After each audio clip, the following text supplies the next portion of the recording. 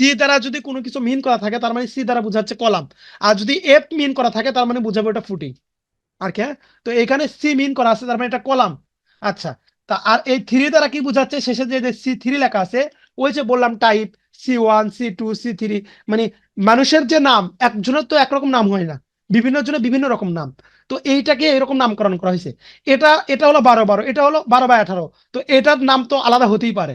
তো সিটাকে কমন রাখা হয়েছে, আর এই আর সাইটের এইগুলোকে আলাদা আলাদা করা হয়েছে যাতে সহজে বোঝা যায়, এই জন্য আর কি।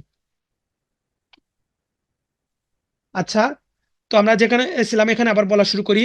তাহলে আমরা এই C3 কলামগুলো আমরা ফাইন্ড আউট করে লিখে দিব। আচ্ছা, তো আমাদের এই যে ABCD, এই যে গ্রিডটা গেছে, এই গ্রিডের এই দিকের অক্ষকে বলতেছে আমাদের এক্স অক্ষ, মানে এই দিক বরাবর এক্স, আর এই উপর দিকে বরাবর কি এটা, এটা ওয়াই। তার মানে 1 2 3 4 এটা হলো ওয়াই।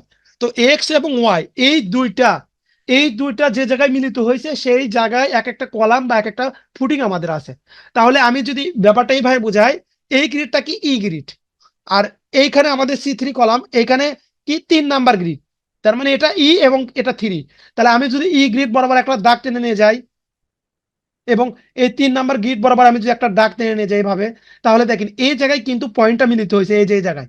তার মানে কি এই জায়গায় ওই যে C3 কলামটা আছে। তার মানে আমরা যদি গ্রিড সিস্টেমে যাই, আমরা এইভাবে গ্রিডটা লিখতে পারি। গ্রিড আমাদের কি, আমরা শুরু করলাম গ্রিডটা।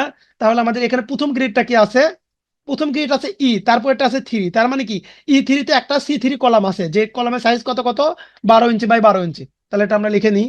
তাহলে এটা কি E3, কমা দিলাম। আরো আছে কিনা দেখি আমরা।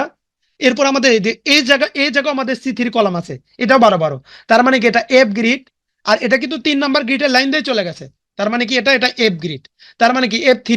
তাহলে এটাও লিখে নিই আমরা। এরপর আবার একটা কমা দিই। আর কোথায় আছে দেখি একটু।